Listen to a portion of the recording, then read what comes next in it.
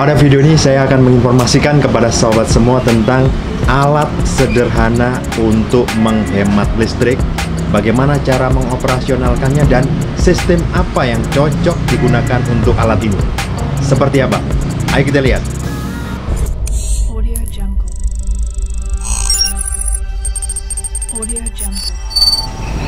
Assalamualaikum warahmatullahi wabarakatuh. Ketemu lagi dengan saya Nur Hadi pada channel ini.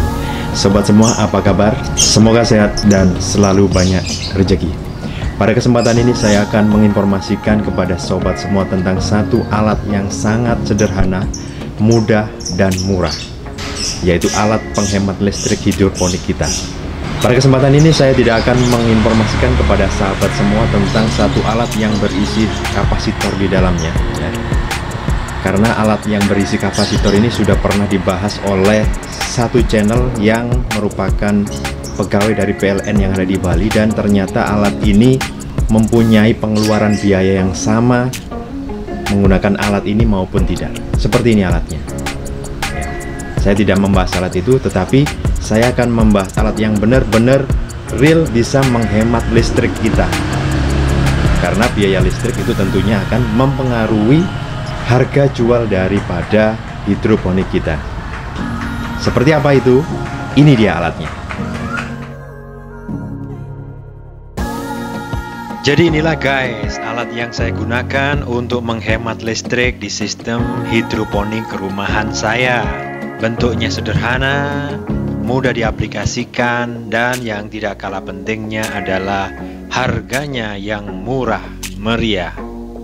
Sobat semua bisa mendapatkan alat timer manual ini seharga 40.000 sampai 60.000 tergantung toko online-nya ya guys. Dimana di sana sobat semua tidak harus memilih merek yang sesuai dengan punya saya. Banyak tersedia merek di luaran sana yang harganya cukup murah meriah dan cukup efektif untuk menghemat listrik hidroponik. Jadi beginilah bentuk detailnya guys. Jadi ada colokan yang nantinya akan digunakan sebagai jalan untuk ke sumber listrik yang utama. Berikutnya di belakangnya juga terdapat keterangan di mana kita bisa memakainya sampai 16 ampere dan 250 volt. Jika dilihat dari keterangannya, 16 ampere kali 250 volt, sebenarnya alat ini bisa digunakan sampai 4000 watt guys. Nanti mohon juga dikoreksi karena saya juga bukan orang perlistrikan ya guys ya. Namun pada kesempatan ini saya menginformasikan sejauh ini saya memakainya dengan dua pompa air. Masing-masing pompa air adalah 40 watt dan sudah dalam beberapa periode ini saya menggunakan ini aman-aman saja. Tidak ada kendala yang berarti dan alatnya pun tetap sehat dan baik-baik saja.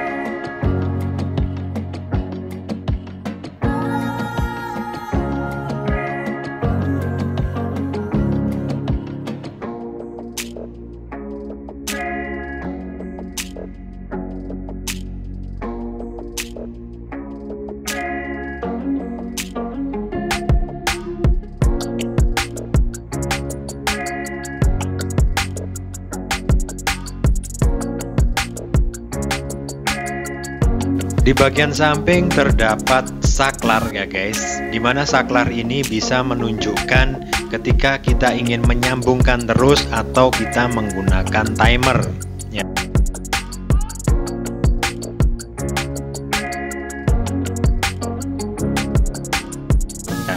Ketika diangkat ke atas begini berarti listrik menyambung terus, dan ketika seperti ini maka listrik akan mengikuti timer.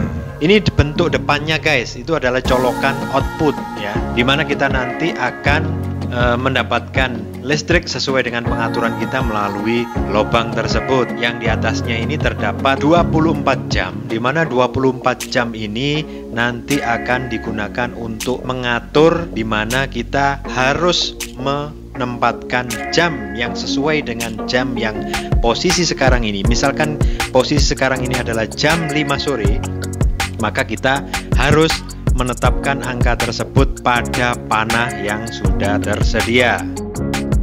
Untuk pengaturan timernya guys, di samping ini terdapat plastik-plastik yang dimana plastik ini bisa kita geser-geser ke bawah ataupun ke atas ya.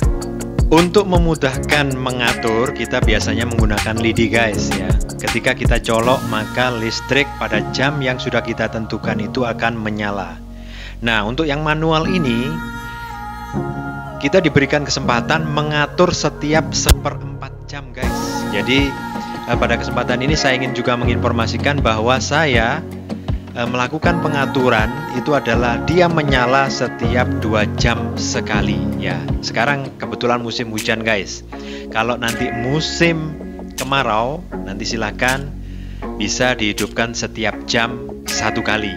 Nah, saya hanya menghidupkan 7 kali 1/4 jam selama 1 hari 1 malam, dan itu khusus dihidupkan pada siang hari saja. Kenapa saya mengaplikasikan seperti itu untuk pengaturan timernya guys? Itu karena saya menggunakan sistem semi DWC atau semi float and drying, dimana pada saat pompa air menyala maka pipa akan sedikit penuh dengan air nutrisi, dan kemudian pada saat listrik mati maka secara bertahap sedikit demi sedikit maka air akan kembali menipis. Jadi sistem ini tidak bisa digunakan pada NFT murni ya guys. Jadi dengan alat ini saya 1 hari 1 malam hanya menggunakan 1,5 jam. Jika dihitung maka hanya menggunakan sekitar 2.500 per pompa. Jadi itu adalah hitungan 1 bulan ya guys ya. Jadi 1 bulan hanya menggunakan Rp2.500 saja untuk 1 pompa.